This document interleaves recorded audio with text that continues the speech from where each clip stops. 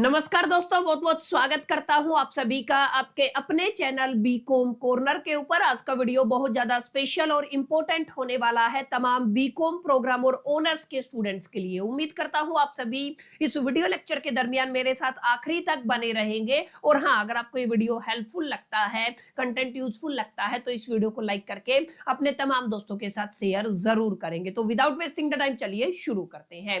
But friends, जैसा कि आप सभी जानते हैं, रिसेंटली हम लोग आपके एक नए चैप्टर को शुरू करने वाले हैं जिसका टाइटल रहेगा सप्लाई अंडर द जीएसटी। हालांकि इससे पहले अगर आप लोग गुड्स एंड सर्विसेज टैक्स की बात करते हैं तो हम लोगों ने टोटल 4 चैप्टर स्टडी कर लिए हैं। और अगर आप लोग ध्यान से देखेंगे तो ये 4 चैप्टर ऐसे हैं जिनके अंदर हम लोगों ने एंटायर थ्योरेटिकल वर्क को अंडरस्टैंड किया है और कुछ कुछ ऐसी बातें थी जिनको बहुत बेसिक बातें बोल सकते हो। अगर आप लोग जीएसटी को समझना चाहते हो ना, अगर आप लोग गुड्स एंड सर्विसेज टैक्स को समझना चाहते हो, तो सबसे पहले हमें शुरुआत करनी पड़ेगी आपके चैप्टर सप्लाई से। माने हमको सबसे पहले सप्लाई के मीनिंग को अंडरस्टैंड करना होगा, सप्लाई से जुड़ी हुई तमाम मालूमात हासिल करनी होगी।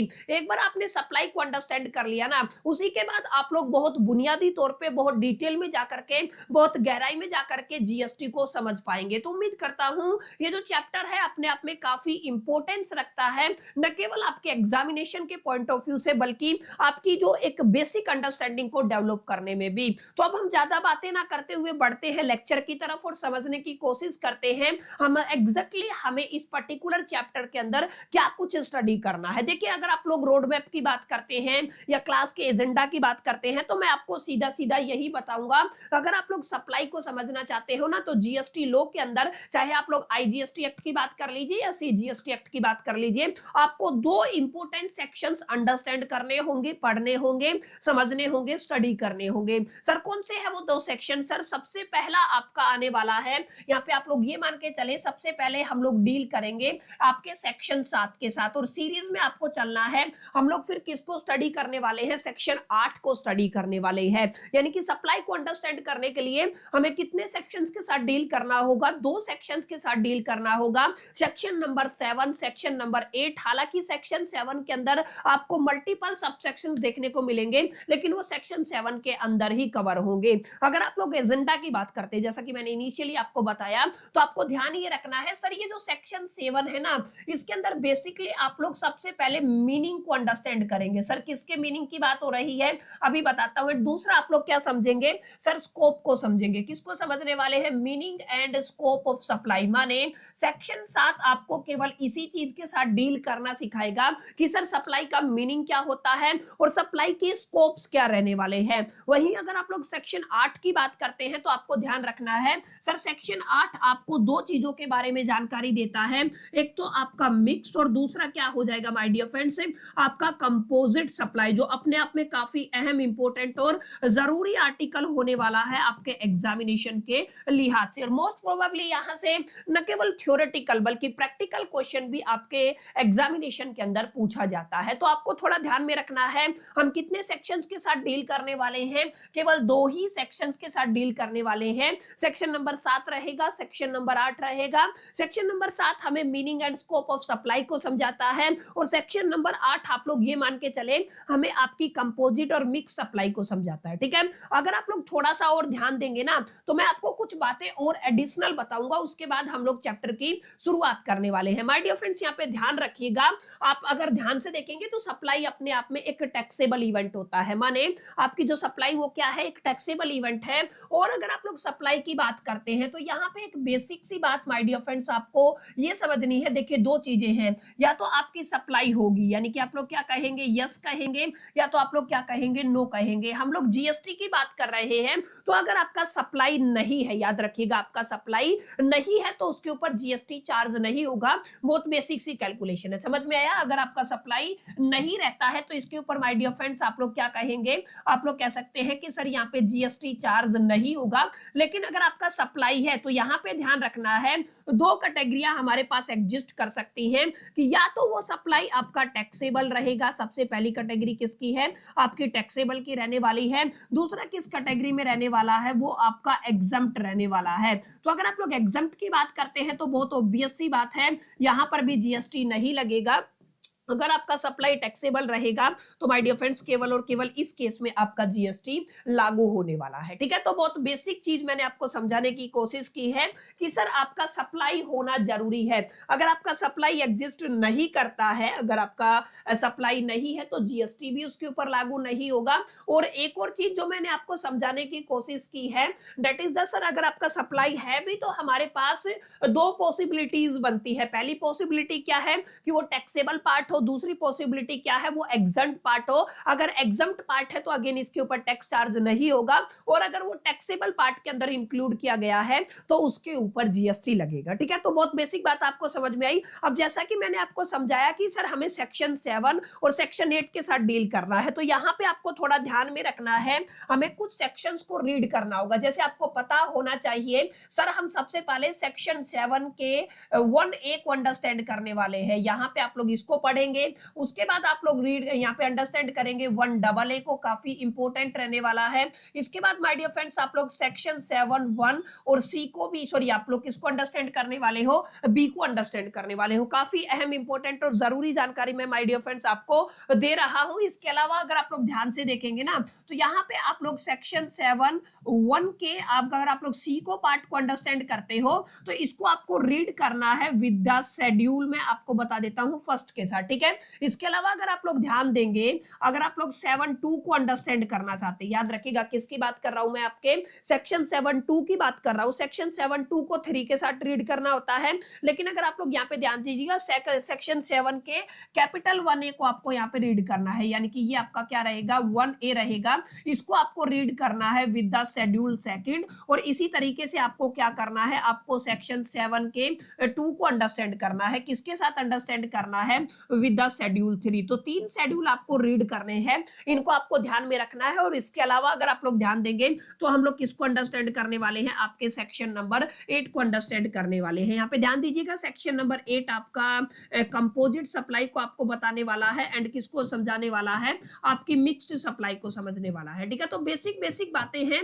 जिनका ख्याल अगर आपको रखना है ना, अगर आप लोग इनका ख्याल रखेंगे तो ऑब्वियस सी बात है चीजें आपके लिए बेहतर होती चली जाएंगी। तो ये आपको थोड़ा ध्यान में रखना है, ये पूरी क्लास का एजेंडा रहेगा।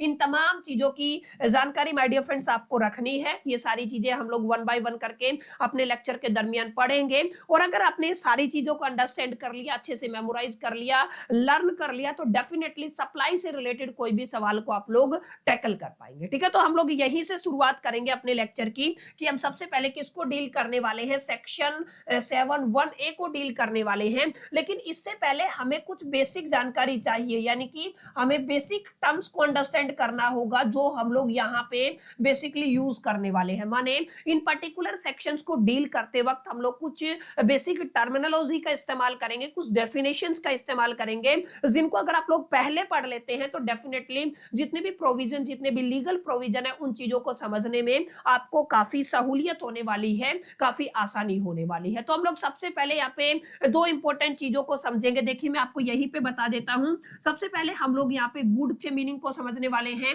या गुड्स बोल दीजिए हम लोग। उसके बाद माय डियर फ्रेंड्स आपके सर्विसेज के मीनिंग को समझेंगे, माने किसको समझेंगे, सर्विस के मीनिंग को समझने वाले हैं। इसके अलावा आप लोग टैक्सेबल पर्सन को समझने वाले हो। इसके अलावा एक दो छोटी छोटी चीजें हैं और भी हम लोग जिनकी जानकारी हासिल करने वाले हैं, लेकिन हम लोग सबसे पहले किसकी बात करेंगे, गुड्स की बात करने वाले हैं और सर्विसेज की भी बात करने वाले हैं। ठीक है, तो आई होप कि ये क्लैरिटी आपको मिल गया होगा, एजेंडा क्लियर रहा होगा।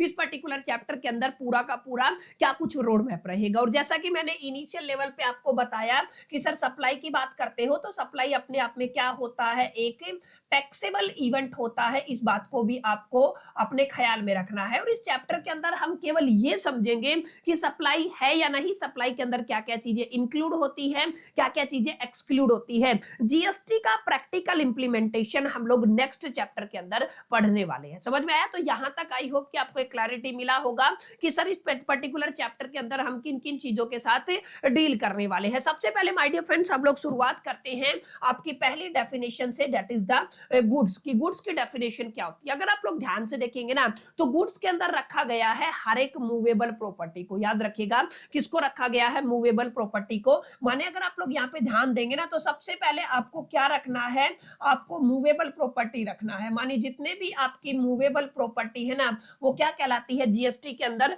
गुड्स कहलाती है। अब इस पर्टिकुलर डेफिनेशन के अंदर दो चीजों को इंक्लूड और एक्सक्लूड किया गया है। माने यहाँ पे हम लोग कुछ ऐसी चीजें हैं जिनको क्या करने वाले हैं, एक्सक्लूड करने वाले हैं। क्या करने वाले हैं, एक्सक्लूड करने वाले हैं। एक्सक्लूड के अंदर सबसे पहले हम लोग मनी इन सर्कुलेशन की बात करेंगे। अगर आपका मनी सर्कुलेशन में है तो वो क्या नहीं होगा माय डियर फ्रेंड्स, मनी आपका गुड्स नहीं रहने वाला है। इस चीज को आपको अपने ख्याल में और जहन में रखना है। इसके अलावा जितनी भी आपकी सिक्योरिटीज है, सिक्योरिटी समझ गए ना, हम लोग बेसिकली आपके स्टॉक वगैरह की बात कर रहे हैं, ठीक है। तो सिक्योरिटीज इसको भी क्या किया गया है, एक्सक्लूड किया गया है। माने याद रखिएगा सर अगर आप लोग गुड्स की डेफिनेशन देते हैं तो उसमें ना तो मनी को इंक्लूड किया गया है ना ही आप लोगों ने यहाँ पे सिक्योरिटीज को इंक्लूड किया है। अब यहाँ पे कुछ चीजें हैं जिनको इंक्लूड किया गया है, ऑब्वियस सी बात है, तो उनको हमें पढ़ना पड़ेगा। अगर आप लोग किसकी डेफिनेशन देते हैं, आप लोग बेसिकली गुड्स की डेफिनेशन देते हैं तो यहाँ पे जिस चीज को इंक्लूड किया गया है ना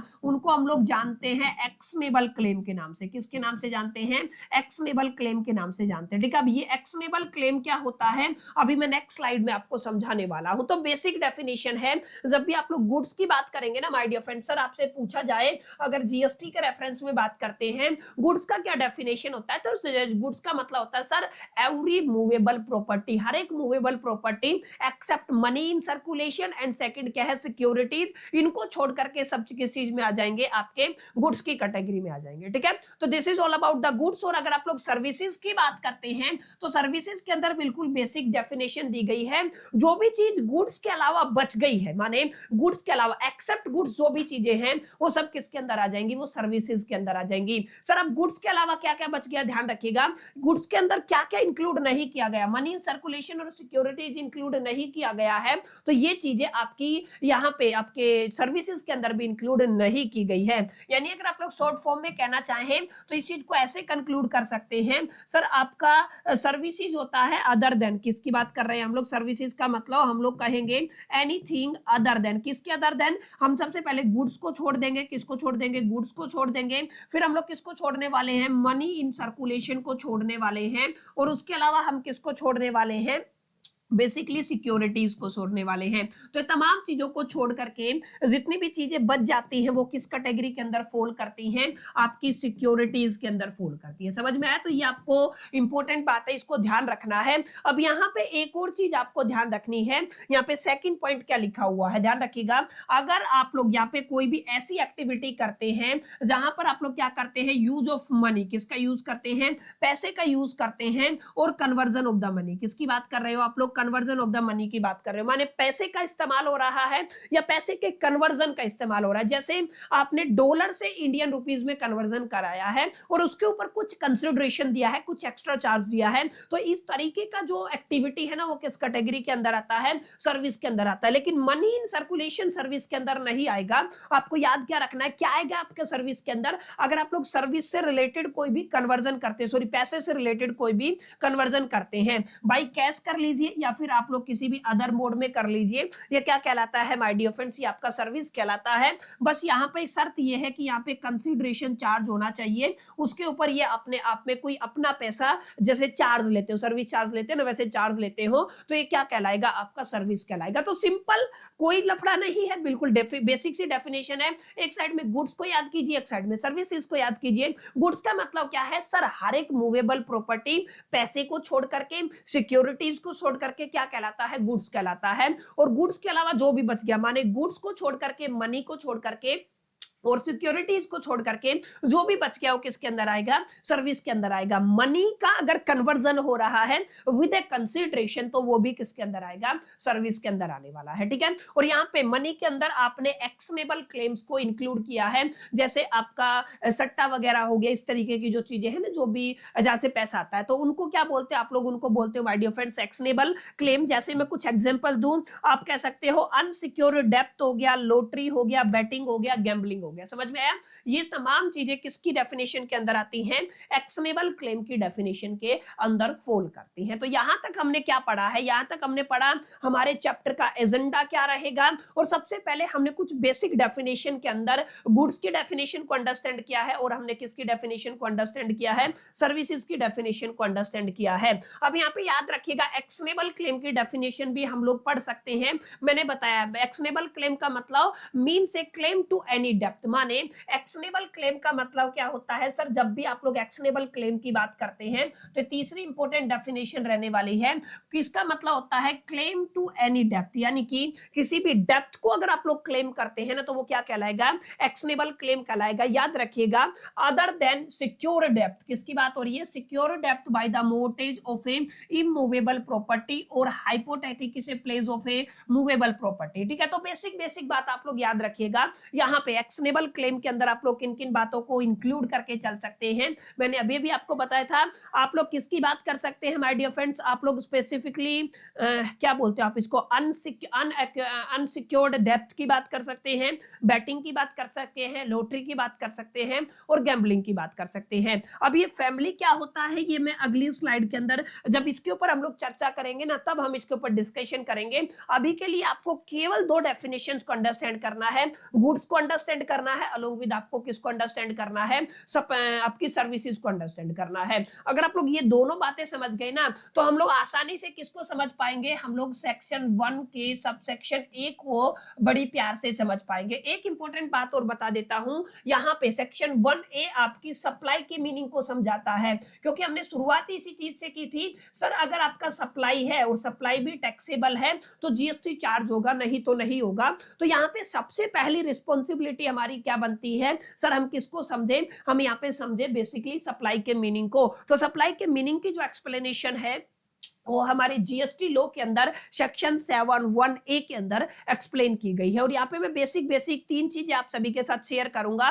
आपको किसी ने नहीं बताया होगा इस तरीके से, जिस तरीके से मैं बताने वाला हूं, तो आप लोग प्लीज मेक श्योर करके इस चीज को अच्छे से अंडरस्टैंड कीजिएगा, लर्न कीजिएगा, समझिएगा। ठीक है ना? अगर आप लोग सेक्शन 7(1)(a) की बात करते हैं तो माय डियर फ्रेंड्स हमारे पास टोटल 3 कंडीशंस रहने वाली है। कितनी कंडीशंस रहने वाली हैं? 3 कंडीशंस रहने वाली है। ध्यान रखिएगा, पहली कंडीशन आपकी रहेगी, एक शॉर्ट ट्रिक मैं आपको बता रहा हूं, इसको आप लोग क्या कहते हो? बेस्ट एलडीआर कहते हो। सेकंड आपका क्या रहेगा? कंसीडरेशन रहेगा। क्या रहेगा? आपका कंसीडरेशन रहने वाला है। और अगर आप लोग थर्ड की बात करते हो तो थर्ड कह सकते हो फर्दरनेंस ऑफ द बिजनेस। ठीक है ना? तो आप लोग क्या कहेंगे? आप लोग कहेंगे, आप लोग यहाँ पे कह सकते हो FUR, देखिए लिखा भी हुआ है, आप लोग क्या कह सकते हो? फर्दरनेंस ऑफ ए बिजनेस। क्लियर है? ये 3 कंडीशन आपकी रहनी चाहिए। अगर ये 3 कंडीशन सेटिस्फाई करती है तो आपका पर्टिकुलर इवेंट सप्लाई कहलाएगा, रादर देन वो सप्लाई नहीं कहलाएगा। सर नहीं समझ में आया, क्या मतलब? देखिए सबसे पहले आपको ध्यान देना है, ये जो बेस्ट एलडीआर है ना,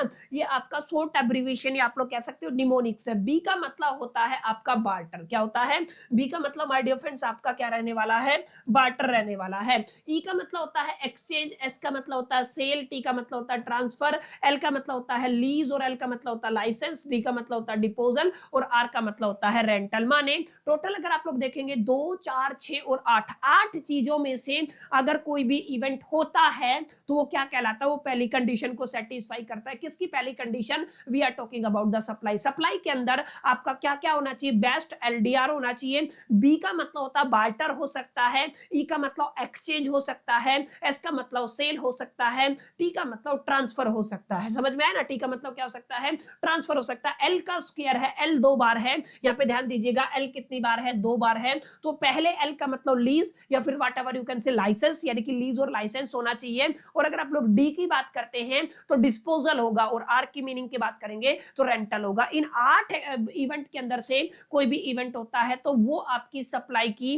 पहली कंडीशन को फुलफिल करता है। अब जैसे आपने सेल किया है, जैसे अगर मान लीजिए मैं कोई भी पेन बनाता हूं, मैंने पेन बनाया और ये पेन मैंने मिस्टर एक्स को बेचा है। मैंने किसको बेचा है? मैंने किसी भी मिस्टर एक्स को बेच दिया है, ये आपको थोड़ा सा ध्यान में रखना है। अब मैंने क्या किया, ये पेन मिस्टर एक्स को बेच दिया, इसने बदले में मेरे को 5 रुपया पे किया है। कितना रुपया पे किया है? 5 रुपया पे किया है। तो कंसिडरेशन का मतलब ही यही होता है, समथिंग फॉर समथिंग, माने किसी एक पर्टिकुलर चीज के बदले में, उसके बदले में कुछ एक्सपेक्ट करना, something for something, that is called the consideration. माने जैसे अगर आप लोग सिंपल बात करते हैं, मैं पेन बेचूंगा तो जो मेरा जो आपका कस्टमर है वो कुछ पैसा पे करेगा, दिस इज द कंसिडरेशन। जैसे अगर आप सिंपल एग्जांपल की बात करते हैं, कल को मैंने जीएसटी का पेड बैच लेके आया, अब पेड बैच में आपको ऑफर कर रहा हूं, तो मैं आपको कुछ एक सर्विस प्रोवाइड कर रहा हूं जिसके बदले में आप लोग मेरे को लेट अस से कि 1000 रुपया चार्ज पे कर रहे हो 6 महीने का, तो मेरे लिए कंसिडरेशन क्या हो गया? 6000 रुपया हो गया। तो समथिंग फॉर समथिंग, माने अगर आप लोग एक पर्टिकुलर चीज में डील करते हो, चाहे आप लोग कुछ भी करें,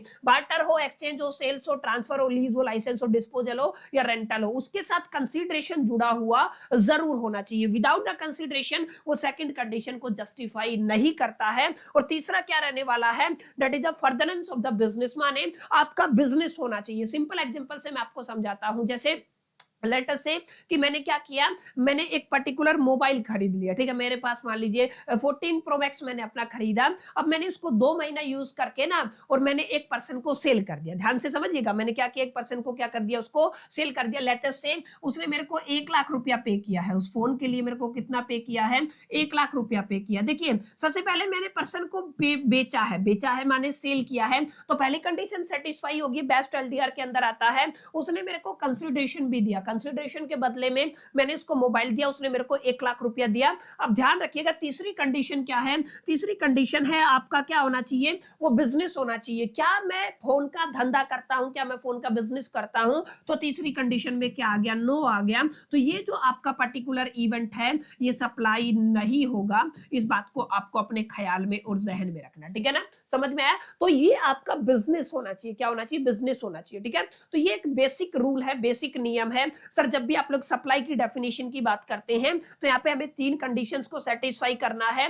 बेस्ट एलडीआर को सेटिस्फाई करना है, कंसिडरेशन होना चाहिए, अलिंग विद आपका फर्दरेंस ऑफ द बिजनेस होना चाहिए। अगर ये तीनों कंडीशन सेटिस्फाई करती है, तो उस पर्टिकुलर केस में हम लोग क्या कहते हैं? आपका सप्लाई है। अगर अदर देन वो सप्लाई नहीं रहेगा। और कंसिडरेशन का मतलब क्या होता है? Something for something is called the consideration. किसी एक पर्टिकुलर चीज के बदले में दूसरी चीज होना, ठीक है, something for something, that is called the consideration. तो इसको क्या कहा जाता है? कंसिडरेशन कहा जाता है। आई होप की चीजें यहां तक क्लियर रही होंगी। जो हमारा पहला जो सेक्शन है 7(1)(a) वो आपको समझ में आया होगा, जहां पे हम लोगों ने किसकी मीनिंग को अंडरस्टैंड किया है? माय डियर फ्रेंड्स, हम लोगों ने सप्लाई के मीनिंग को अंडरस्टैंड करने की कोशिश की है। क्लियर? तो आई होप कितनी बातें आपको समझ में आई होंगी। अब एक छोटी सी डेफिनेशन और फटाफट से अंडरस्टैंड कर लेते हैं, फिर हम आगे बढ़ेंगे। सबसे आगे आपको अब क्या पढ़ना है? सर, आपको टैक्सेबल इवेंट को पढ़ना है। ये आपकी चौथी डेफिनेशन रहने वाली है। सर, टैक्सेबल इवेंट कहां से आया? अभी अभी तो हमने पढ़ा था, जैसे मैंने अभी आपको नहीं समझाया था। सर, अगर आप सप्लाई की बात करते हैं, तो सबसे पहले आपको यह ध्यान रखना है, supply is a taxable event. आपने क्या पढ़ा था? सप्लाई क्या होता है? आपका एक टैक्सेबल इवेंट होता है। तो सर, इसका क्या मतलब है? सर, इसका मतलब ध्यान से समझिएगा, हमें टैक्सेबल इवेंट को समझना पड़ेगा। तो सप्लाई ऑफ द गुड्स, अगर आप लोग गुड्स की बात करते हैं या सर्विसेज की बात करते हैं या दोनों की ही बात करते हैं, तो ये क्या रहता है? ये आपका टैक्सेबल इवेंट रहता है। अब यहाँ पे ध्यान रखिएगा, सप्लाई इंक्लूसिव होता है। डेफिनेशन ऑफ सप्लाई क्या होता है? इंक्लूसिव होता है। माने डेफिनेशन ऑफ सप्लाई के अंदर हम किसको इंक्लूड करके चलते हैं? टैक्सेबल इवेंट को इंक्लूड करके चलते हैं। अब यहाँ पे ध्यान रखिएगा, parameter of the scope of supply अगर आपसे पूछा जाता है, तो सबसे पहले हम लोग कहेंगे कि यहाँ पे क्या होना चाहिए? कंसिडरेशन होना चाहिए। और सप्लाई किसकी हो सकती है? गुड्स की हो सकती है या सर्विसेज की हो सकती है। Supply should be made in the course, यानी कि आप लोगों ने बताया ना, कोर्स, या फिर दूसरा कह सकते हो फर्दरेंस ऑफ द बिजनेस। माने आपका क्या होना चाहिए? बिजनेस होना चाहिए। Supply should be made a taxable person. कौन सप्लाई करे? आपका टैक्सेबल करे, टैक्सेबल पर्सन करे, टैक्सेबल सप्लाई होना चाहिए। इसकी अगली कंडीशन है, and supply should be made with the taxable territory. किसके अंदर होना चाहिए? ये टैक्सेबल टेरिटरी के अंदर होना चाहिए। तो इसको स्टार मार्क कर लीजिए। वैसे तो आपको याद रखना है, इसको क्या करना है? याद रखना है। जब भी आपसे टैक्सेबल इवेंट पूछा जाता है, ज्यादा कुछ समझने वाली बात नहीं है, ये सारी बातें इनमें से मोटा मोटा आप लोग लिख के आ जाइएगा, एग्जामिनर आपको नंबर दे देगा। वैसे ऐसे सवाल एग्जामिनेशन के अंदर नहीं पूछे जाते हैं। जरूरी क्या है? जरूरी गुड्स एंड सर्विसेज की डेफिनेशन रहने वाली है। ये सारे सेक्शन सब सेक्शन आपके दिलो दिमाग और जहन में होने चाहिए। और आपको इस चीज को भी समझना है कि ये जो आपका सेक्शन 1A जो आपका सप्लाई है, सप्लाई का मीनिंग क्या होता है, क्या क्या डेफिनेशन है जो इस चीज को जस्टिफाई करती है, क्या क्या कंडीशन है, अगर वो फुलफिल हो जाती है तो आपका सप्लाई कंसिडर किया जाता है एक पर्टिकुलर इवेंट। ठीक है, तो it's all about the meaning of supply. एक बार अगर आपने सप्लाई को अंडरस्टैंड कर लिया ना, तो जैसा कि मैंने अभी क्या बताया था आपको, सर आपको क्या पढ़ना है, फर्दरेंस ऑफ द बिजनेस या कोर्स ऑफ बिजनेस, अभी बताया था ना, इसका होना जरूरी है। दो कंडीशन तो आपने समझ लिया। पहली कंडीशन क्या थी सर, अभी तो बताया आपने, पहली कंडीशन थी क्या हो सकता है, आपका बेस्ट एलडीआर हो सकता है। अब इस बेस्ट एलडीआर का मतलब मैंने बताया था सर, आपका बी का मतलब होता है बार्टल, ई का मतलब होता है एक्सचेंज, एस का मतलब सेल, टी का मतलब ट्रांसफर, एल का मतलब लाइसेंस, एल का मतलब लीज, डी का मतलब क्या होता है डिस्पोजल, और आर का मतलब होता है आपका रेंटल। ठीक है, सेकंड मैंने क्या बताया था, कंसीडरेशन होना चाहिए। सर कंसीडरेशन का मतलब क्या होता है, कंसीडरेशन का मतलब होता है समथिंग फॉर समथिंग। ठीक है, अब तीसरा क्या था सर, आपका कोर्स ऑफ बिजनेस होना चाहिए। आप लोग क्या कह सकते हो, आप लोग कह सकते हो फर्दरेंस, ठीक है ना, और बिजनेस होना चाहिए। अब ये जो फर्दरेंस ऑफ बिजनेस है, इसका क्या मीनिंग है, ये आपको थोड़ा सा समझना है। मैंने क्लियर किया था, बिजनेस से संबंधित एक्टिविटी होना चाहिए। जैसे GST is a tax on only commercial transaction, ये किसके ऊपर लगता है, केवल और केवल कमर्शियल ट्रांजेक्शन के ऊपर लगता है। The supply by A individual, ये क्या है, सप्लाई अगर कोई इंडिविजुअल करता है कुछ की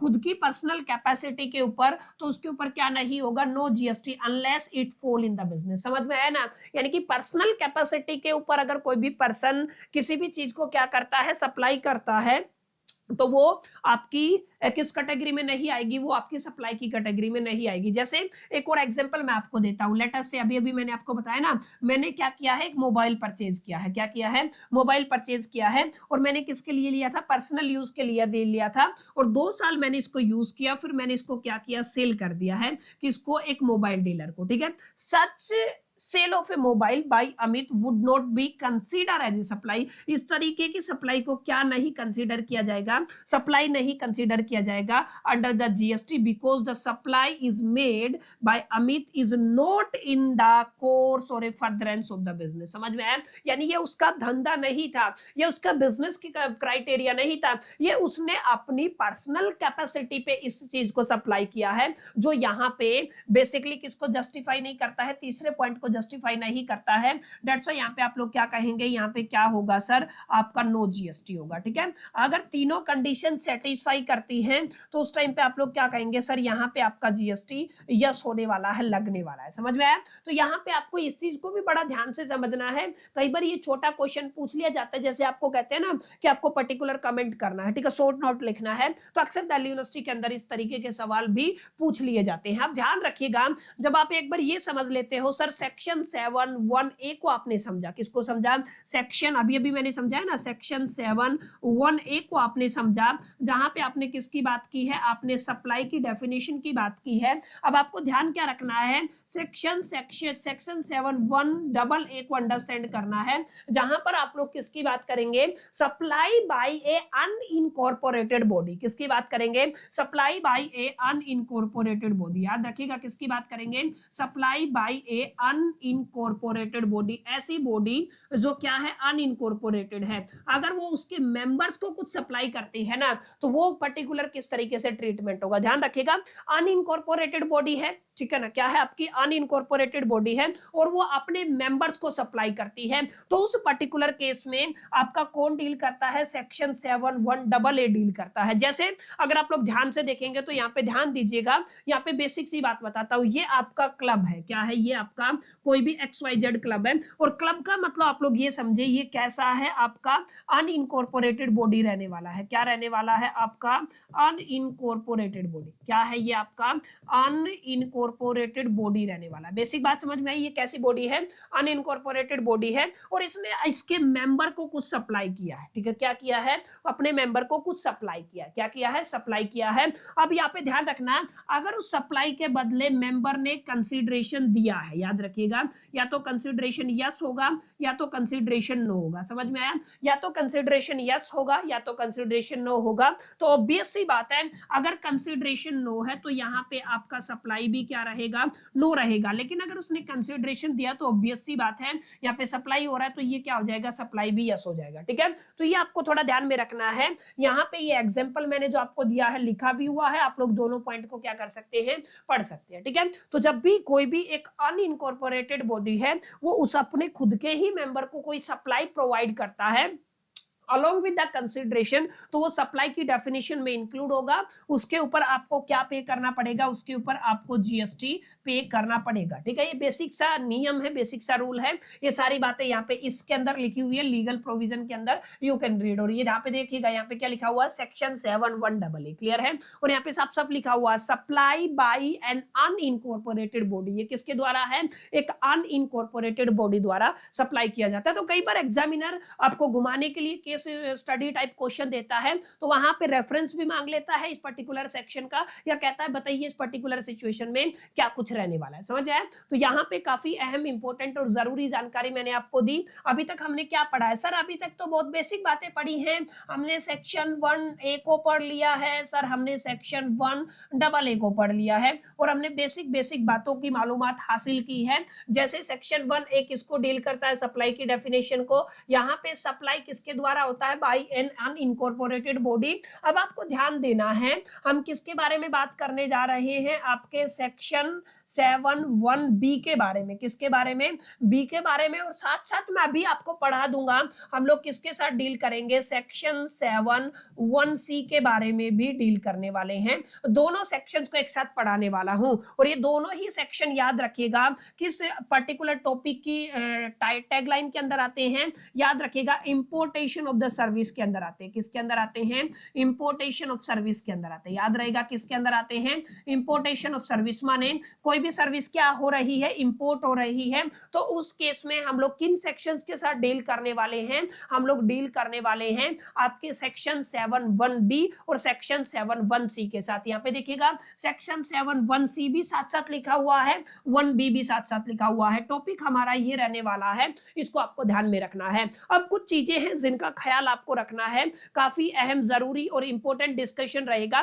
फिर हम लोग आगे बढ़ेंगे। ठीक है, इसको स्टार मार्क कर लीजिए, ये आपके पेपर के अंदर अक्सर पूछा जाता है, जो चीज मैं अभी आपको समझाने वाला हूं। माने हम किसके बारे में डील करने वाले हैं सर, अभी तो आपने बताया हम इंपोर्टेशन ऑफ सर्विस के बारे में, या इंपोर्ट करना है, क्या करना है, हम सिंपल लिखते हैं, हमें क्या करना है, इंपोर्ट करना है, इंपोर्ट ऑफ सर्विस। ठीक है, आपको क्या करना है, इंपोर्ट करना है सर्विस को। किसको करना है, सर्विस के, किसको करना है, आपको इंपोर्ट करना है सर्विस को, तो इसी को आपको डील करना। ठीक है, अब इस बात को आपको ध्यान में रखना है, अगर आप लोग कोई भी सर्विस इंपोर्ट करते हैं तो या तो वो जो आपकी सर्विस है विद ए कंसिडरेशन इंपोर्ट होगी, क्या होगी, विद अ कंसिडरेशन इंपोर्ट होगी, या दूसरी पॉसिबिलिटी क्या है, विदाउट कंसिडरेशन इंपोर्ट होगी। आपने कोई भी एक पर्टिकुलर सर्विस को इंपोर्ट किया है, क्या किया है, पर्टिकुलर सर्विस को इंपोर्ट किया है, तो यहाँ पे कितनी पॉसिबिलिटी है सर, दो पॉसिबिलिटी है। सबसे पहली तो पॉसिबिलिटी क्या है, हमने वो जो आपका इंपोर्ट किया है वो क्या किया है सर, ये बहुत लैग कर रहा है। ठीक है, ये क्या है आपका,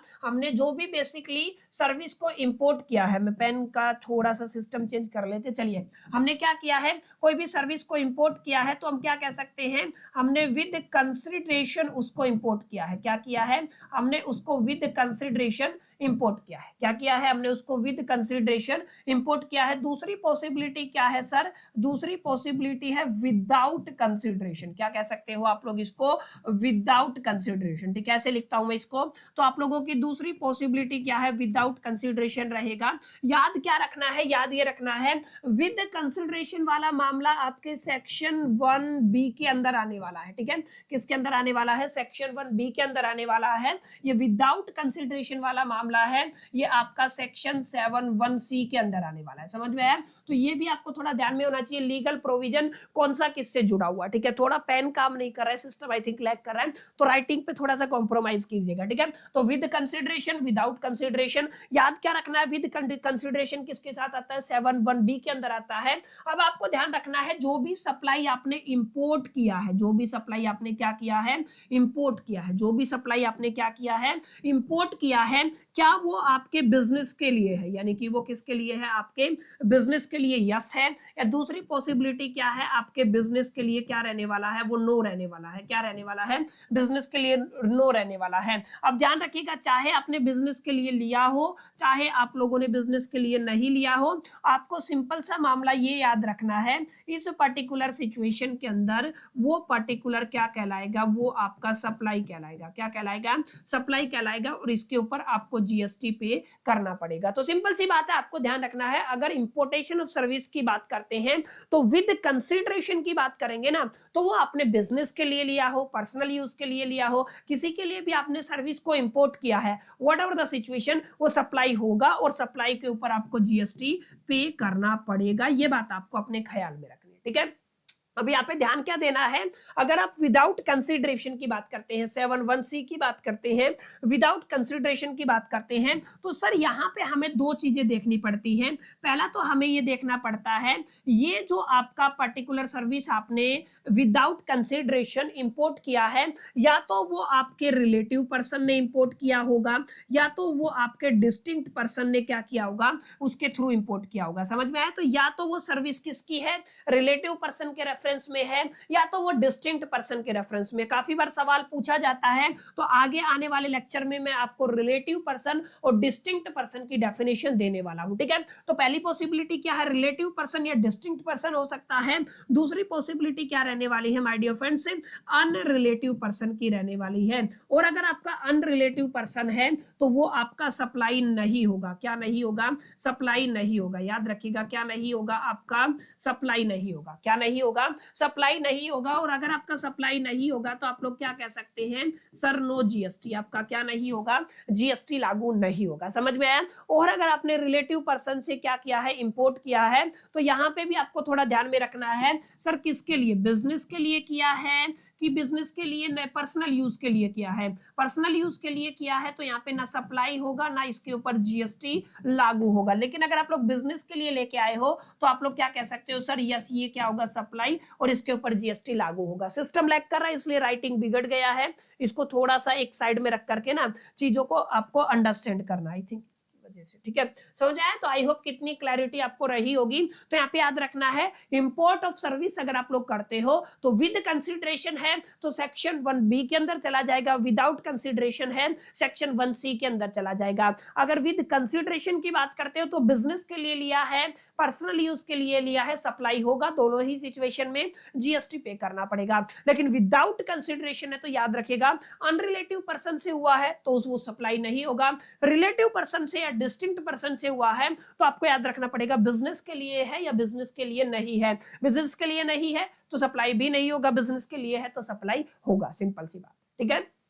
तो ये बेसिक डेफिनेशन है जिसको आपको अपने ख्याल में, अपने जहन में रखना है ताकि आपको एक क्लैरिटी मिल सके, ठीक है। अब यहाँ पे रिलेटिव पर्सन के अंदर एक पॉइंट ये होता है, जैसे अभी मैं एक सवाल सोल्व कराऊंगा, एक क्वेश्चन टैकल करेंगे तो वहां पे यूज करेंगे। रिलेटिव पर्सन की एक डेफिनेशन होती है, अगर फैमिली मेंबर है तो वो रिलेटिव पर्सन है। फैमिली मेंबर मतलब इनकम टैक्स वाला फैमिली मेंबर की डेफिनेशन नहीं हो रही है, यहाँ पे डेफिनेशन अलग है। फैमिली मेंबर है तो वो क्या कहलाएगा, वो आपका रिलेटिव पर्सन कहलाएगा। और रिलेटिव पर्सन होगा तभी अब डिसाइड करेंगे बिजनेस के लिए है कि बिजनेस के लिए नहीं है। तो रिलेटिव पर्सन की डेफिनेशन अगर आप लोग आते हैं तो यहाँ पे देखिएगा, रिलेटिव पर्सन किसके ऊपर डिपेंड करेगा, फैमिली के ऊपर डिपेंड करेगा। अभी अभी करा था, फैमिली की बात कर रहे थे हम लोग, ठीक है ना। अब यहाँ पे ध्यान दीजिएगा, अगर आप स्पाउस है, आपके स्पाउस की बात कर लीजिए या आपके चिल्ड्रन की बात कर लीजिए, वो चाहे डिपेंडेंट हो चाहे इंडिपेंडेंट हो, ठीक है ना, डिपेंडेंट हो चाहे इंडिपेंडेंट हो, वो आपके फैमिली यानी कि वो रिलेटिव कहलाएगा। लेकिन अगर आप लोग पेरेंट्स की बात करते हैं, ग्रैंड पेरेंट्स की बात करते हैं,